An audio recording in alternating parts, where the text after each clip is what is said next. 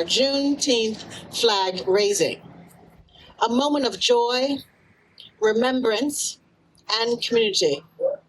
Juneteenth marks June 19th, 1865, the day Union soldiers arrived in Galveston, Texas, and informed the last enslaved African Americans that they were free. More than 2 years after the Emancipation Proclamation. This day is a powerful reminder that freedom is something to be fought for, protected, and celebrated. Juneteenth is also a time for togetherness. Across the country, it is marked by family reunions, music, storytelling, and food. Lots of food. And you might notice something special about today's menu: the color red. From red velvet cupcakes and watermelon to strawberries and punch, red is more than a festive color. It's deeply symbolic. In many West African and Central African cultures, red represents strength, resilience, spiritual power, and sacrifice. These culinary traditions are rooted in the cultures of the Yoruba people of Nigeria, Benin, Togo, as well as the Congo people of Angola, the Democratic Republic of Congo, and Gabon. These groups brought rich food customs with them when they were forcibly taken to the Americas during the transatlantic slave trade. Food historian Michael Twitty and cookbook author Nicole A. Taylor both highlighted how these red foods, especially red drinks, stem from West African rituals and were passed down through generations, evolving into traditions that we still honor today. As Taylor explains, red drinks from West African ritual that spread around the globe with the transatlantic slave trade.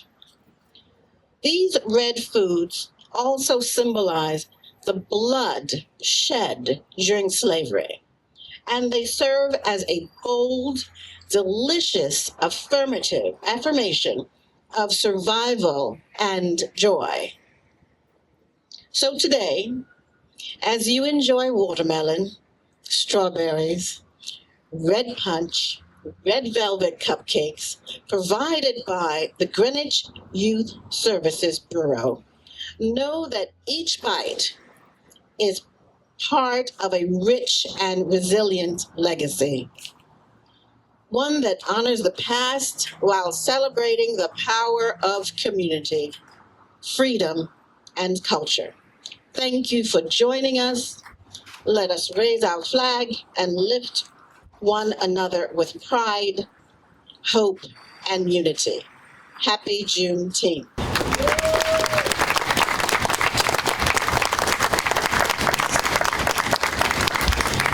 Our invocation is going to be Reverend Cedric Johnson, Diamond Hill United Methodist Church. I always tell my young people, you never know who you meet in these circles. So when you're around people, you just say good morning. God bless you. What a mighty God. Thank you, Jesus. It's good to be here today. What a mighty God we serve. Let us be in an attitude of prayer this day. As we come before you, Lord, today, this afternoon, in celebration of all the things you have done in the lives of all of your people, we come to pause and to celebrate African Americans, the sacrifices, the love and the sweat and the resilience. We thank you, Lord, for all that you've done in the presence of their lives and all the cultures that are here today. to give us a connectional ministry of love. We thank you today.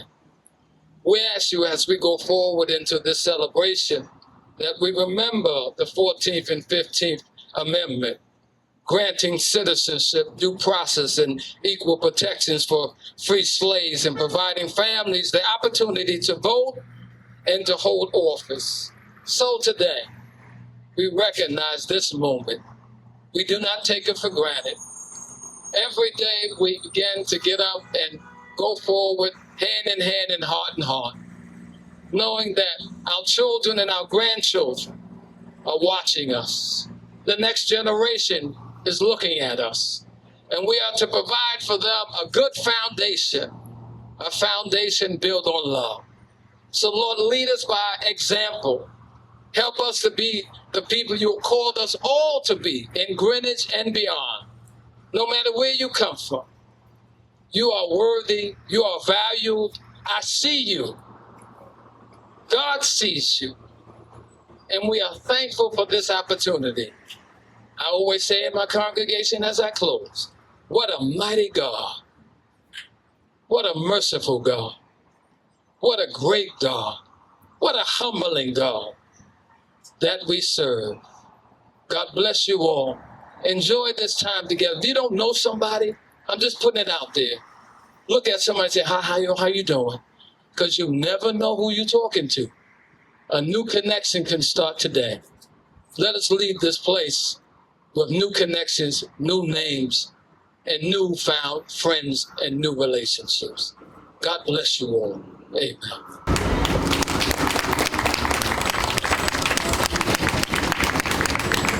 And now we're going to have a couple of speakers. The first one is Representative Tina Corpus. Thank you for having me here to be part of this very important day.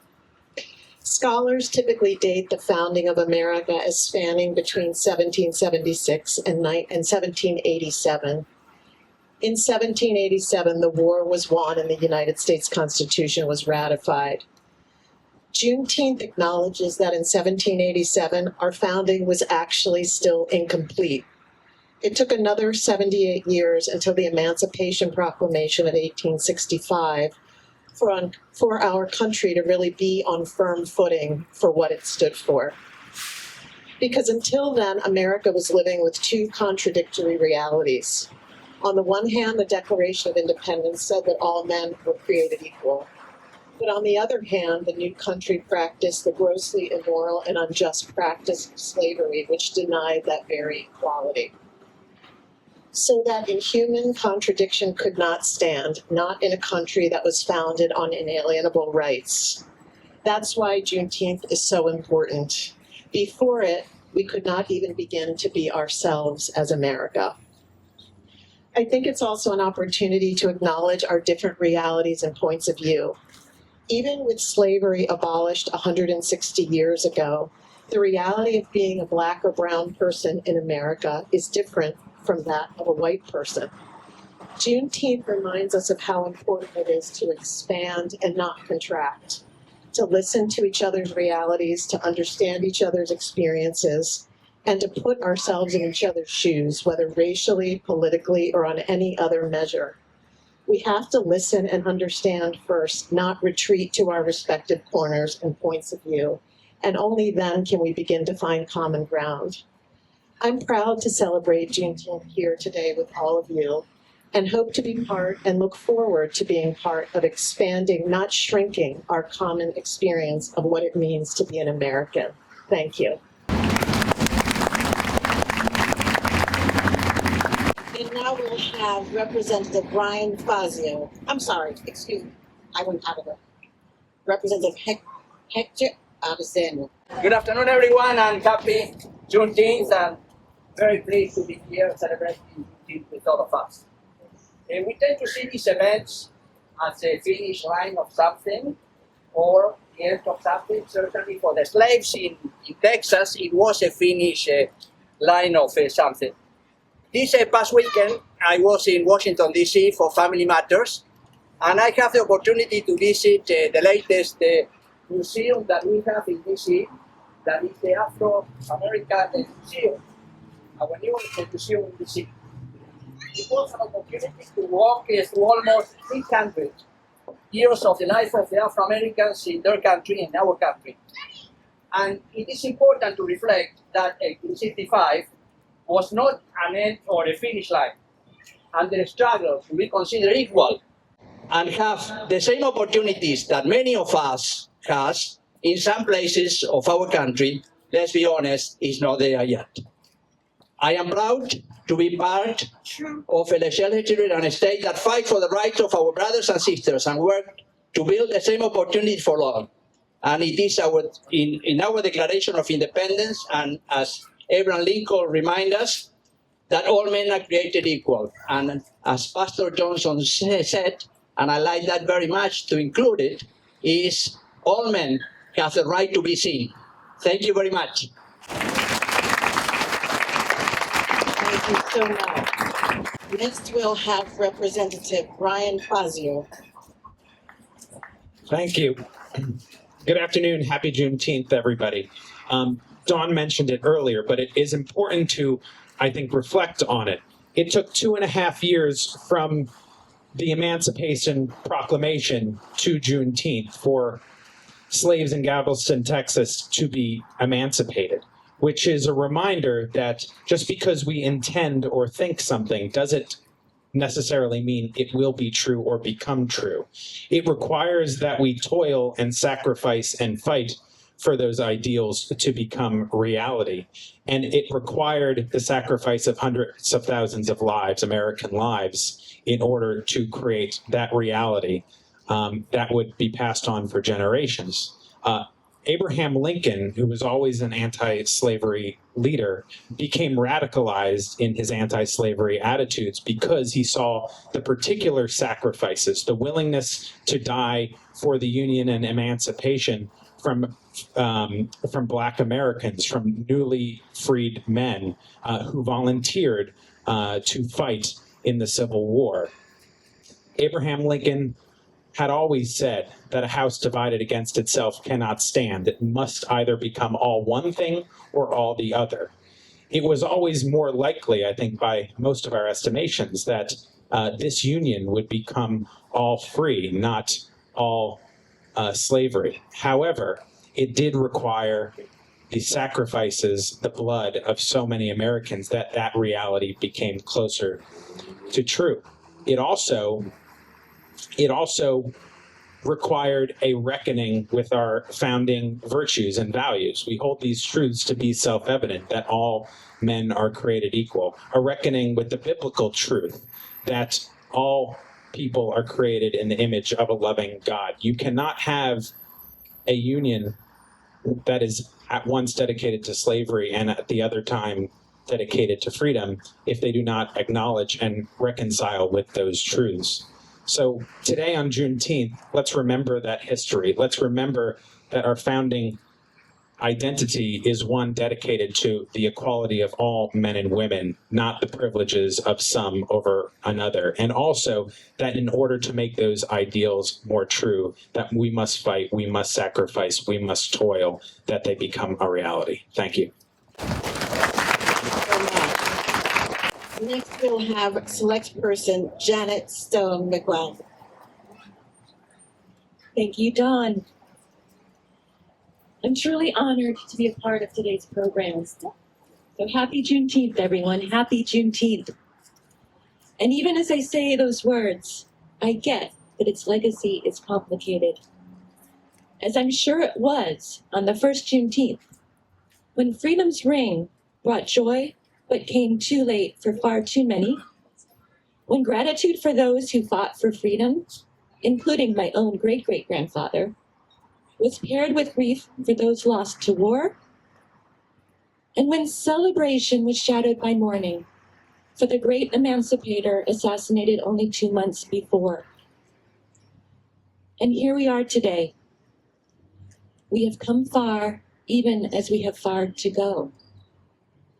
We gather in remembrance so that history cannot repeat itself. Yet history repeats itself. Only days ago, our country was shocked by politically motivated assassinations in Minnesota. We have come so far, even as we have so far to go. We all must condemn violence of any kind and unite in our commitment to peace and freedom. This is why we need Juneteenth and the right way to honor its legacy. So thank you to today's organizers, and thank you all for coming. Representative Stephen Masters. Thank you very much for having me here today. It's an honor and a privilege to be here to reflect on Juneteenth and the final liberation from slavery in Texas. We hold these truths to be self-evident, that all men are created equal. And we say those words so proudly. And yet, we had enslaved people brought in bondage against their will to the country. We had women denied the right to vote. We had Native Americans denied and their property seized, and all of the agreements, the peace treaties violated without recourse. The other statement we always say is in order to form a more perfect union. And that's the important point we should focus on. We are far from a perfect union.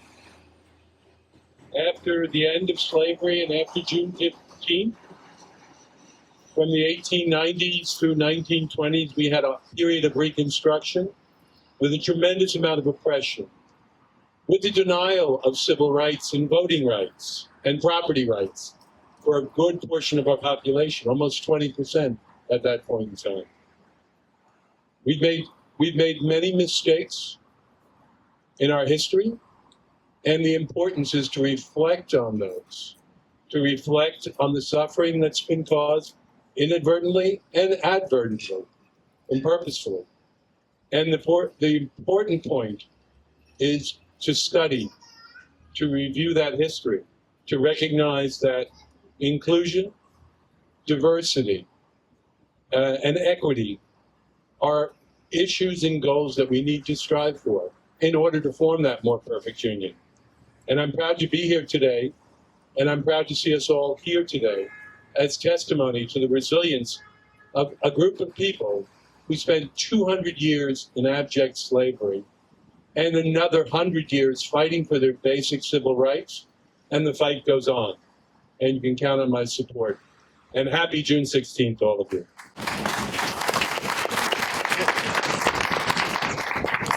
Thank you so much. Next, we'll have Congressman Jim Hines. Thank you, Dawn, and thank you, Greenwich. Thank you, Greenwich, for being out here. Fred, thank you for your leadership and making sure that we mark this day in Greenwich. If you had asked when I started in this job what Juneteenth was, I suspect that 9 out of 10 people would not have known. And today it is a federal holiday, and it is celebrated across the 17 towns in my congressional district, in Stamford, Norwalk, in Bridgeport, yes, but in Greenwich, in Westport, even in the beautiful little town of New Canaan. New Canaan is a wonderful town. It's not the most diverse town in my district, and yet there will be a celebration there on Saturday. And this is the one event, the one, I think, federal holiday that most of us have been able to watch as it emerged. In my role in the Congress, I actually remember the debate around whether Juneteenth should be a federal holiday. And the debate at the time was, now wait a second, we've got Martin Luther King Day. What about why Juneteenth? And somebody explained on the floor, Martin Luther King Day is about a remarkable individual, a deep spiritual understanding who changed the course of this country's history, and ultimately about our attempt to model that behavior. But Juneteenth is about us.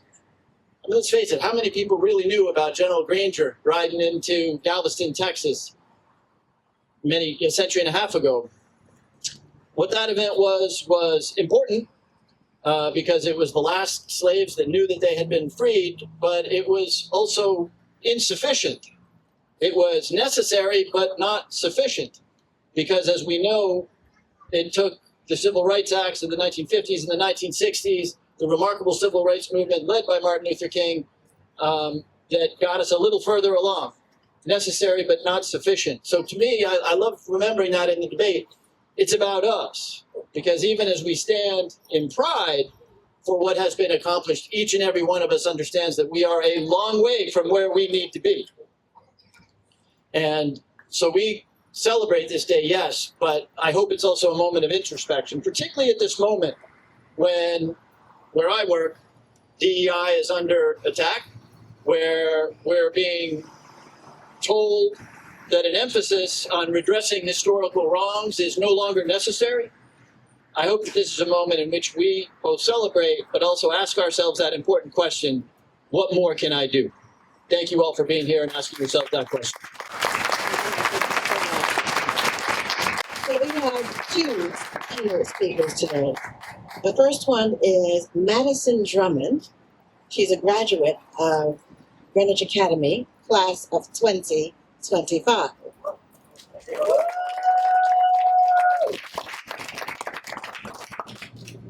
Good afternoon, everyone. My name is Madison Drummond, and I have just graduated from Greenwich Academy in May. During my last year here, I had the opportunity of taking the AP African American Studies class, taught by Bobby Walker himself. In the class, we covered numerous topics, one being this very holiday. I'm honored to give a speech about a holiday with deep historical significance, which continues to inspire reflection, education, and unity, Juneteenth. Juneteenth marks a pivotal moment in American history. On June 19, 1865, Union General Gordon Granger arrived in Galveston, Texas, and declared the remaining African Americans as free.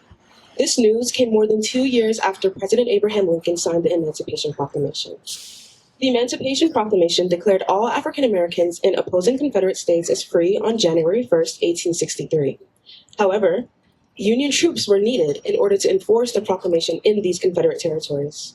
Texas was one of the last holdouts where slavery continued despite the proclamation until Union troops finally made the march down to Texas in 1865. So, for the approximately 250,000 enslaved African Americans in Texas, freedom didn't come with the initial announcement. It came much later and through the presence of federal troops. That day, June 19, 1865, became a turning point. It didn't end racism, discrimination, or inequality, but it represented a powerful step towards freedom and justice. Since that day, Juneteenth has been celebrated as a symbol of liberation, a time for African American communities to come together in joy, remembrance, and hope. For years, it was marked by family gatherings, prayer services, storytelling, music, food, and cultural traditions. But for far too long, Juneteenth wasn't recognized nationally. That changed in 2021, when Juneteenth was officially declared a federal holiday. It was a long overdue acknowledgement of the struggles, contributions, and resilience of African Americans throughout history. So why do I find Juneteenth so important? Because to me, history matters. It teaches us not just where we've been, but what we've overcome and what still needs to change. Juneteenth reminds us of the delayed justice that many have faced, and also the ongoing fight for equity and inclusion today. It is a day to celebrate freedom, but also a day to examine what freedom truly means, and to have empathy for those who are still fighting for it. Celebrating Juneteenth is not just a tribute to the past, it also recognizes the future. It is about recognizing Black excellence, preserving stories that were often erased, and making space for honest conversations about race, justice, and unity. It's a celebration of human dignity, courage, and the enduring fight for justice. By honoring it, we acknowledge that freedom must belong to everyone, or it is not truly freedom at all. So today, let's just not celebrate a date on the calendar, but a spirit of resilience, resistance, and hope. Let's learn, reflect, uplift, and come together, not just on Juneteenth, but every day where we seek a more just and inclusive world. As you look around at what is happening in our world today, I want you to remember this. Use your freedom to help those who are still fighting for it. Thank you and happy Juneteenth.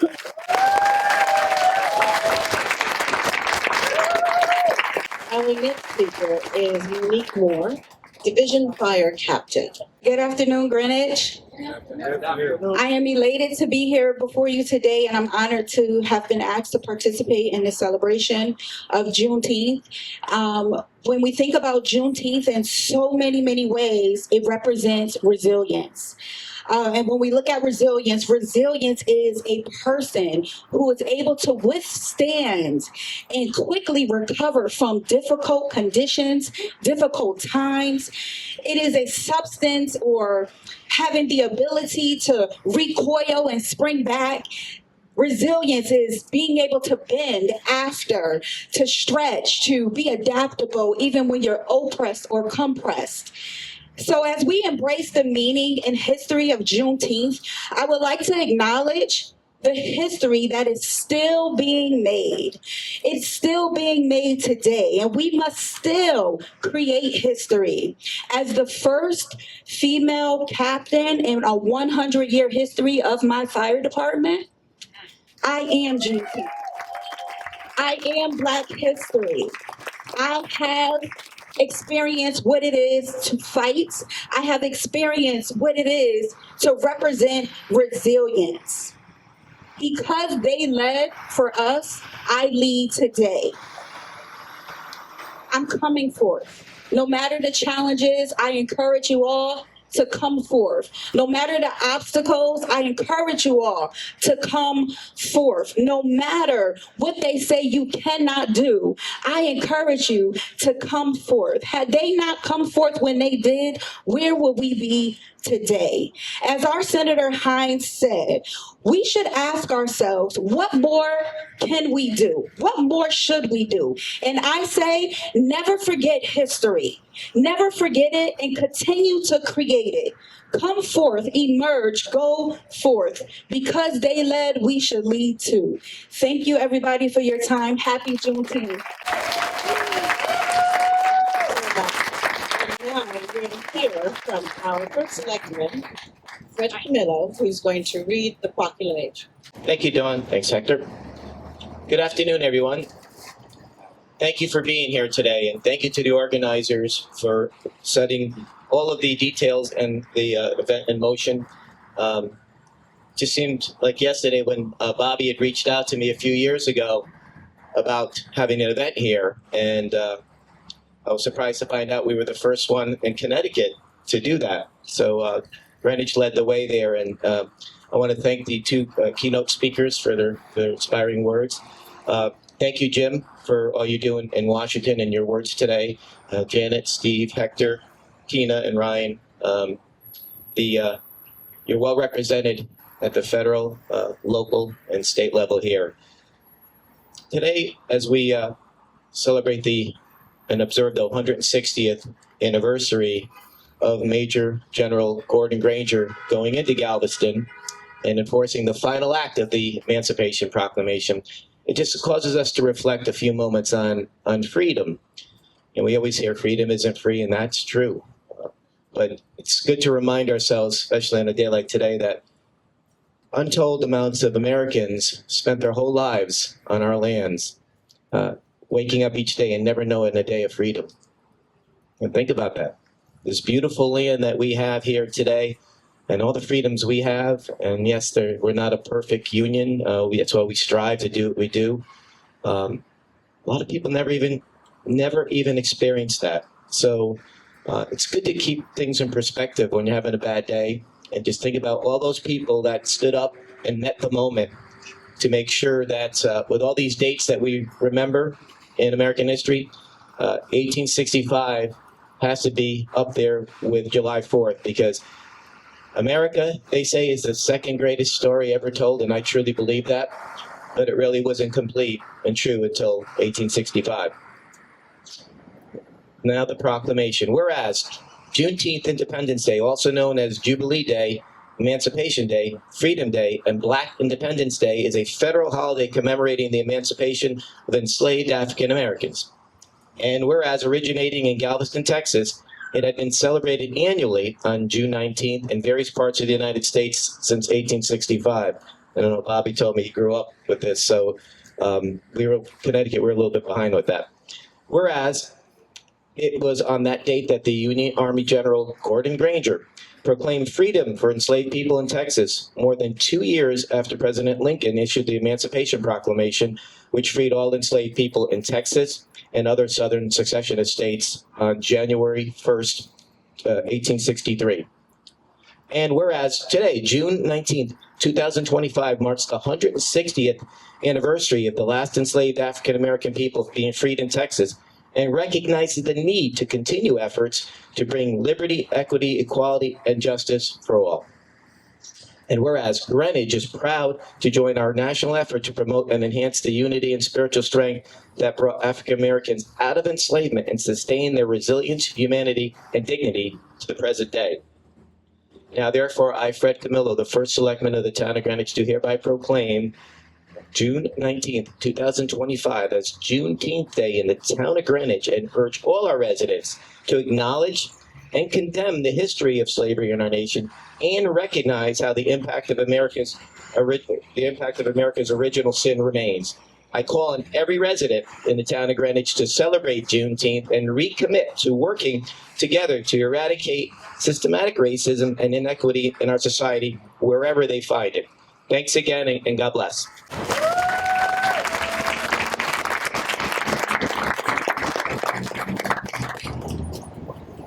Sorry, we're just getting the last part together. I guess I'm Bobby Walker Jr. They've been calling my name a lot. Juneteenth is something that, being from Texas, that I grew up with. It's a celebration that's something that's near and dear to my heart. But I don't think anything, and so Madison will put you on the spot, I don't think anything compares to having one of your students actually who paid attention in class. But it was more than just paying attention in class, as she spoke about something that was meaningful. I called Madison because I remember the conversations we had during class, some of the comments you made about what this holiday meant to you. So, Madison, thank you. It was an incredible job. Really great to have a student speak today. So I'm not a singer. I thought, is Ruby out there? She is. So we're going to, I think all of you have our program, and the lyrics to Lift Every Voice and Sing is at the bottom. But let me just read a little bit so that I can contextualize the song. So it's often referred to as the Black National Anthem. Lift Every Voice and Sing was a hymn written as a poem by one of my personal favorite poets, James Weldon Johnson, who was also an NAACP leader in 1900. He and his brother, John Rosman Johnson, composed the music and wrote the lyrics. So it was first sung by a choir of 500 school children at the segregated Stanton School, where James Weldon Johnson was the principal. It was first performed, they first performed the song in public in Jacksonville, Florida, to celebrate President Abraham Lincoln's birthday. But at the turn of the 20th century, Johnson's lyrics eloquently captured the solemn yet hopeful appeal for the liberty of Black Americans.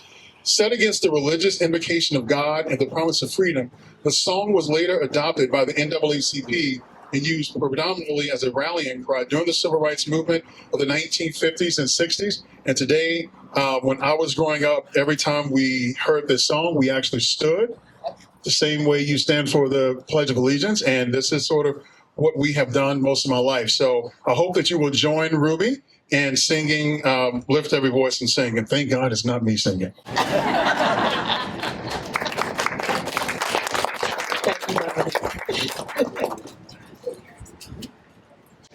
Okay, everybody clear their voices and everything. Get ready.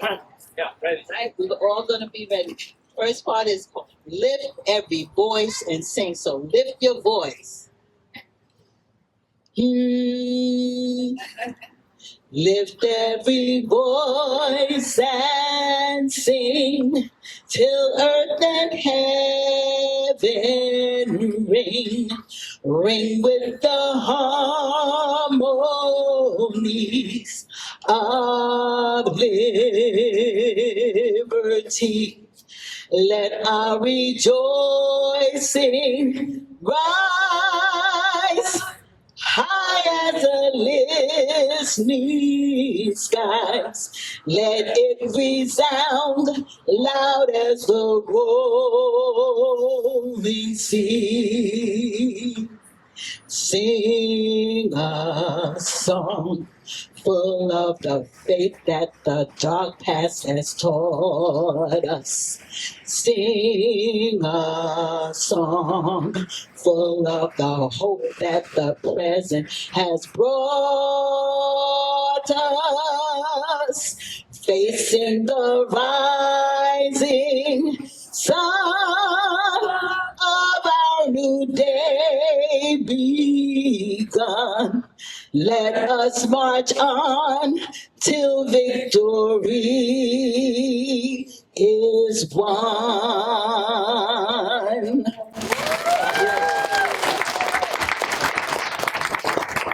Thank you, everyone, for coming. Please join us in the town hall meeting room for refreshments. The flag is up. Enjoy the day. The refreshments are great. They're inside. They're in the AC. There are quite a number of refreshments. So please, please, please come inside and join us for a little fellowship and some refreshments. Thank you.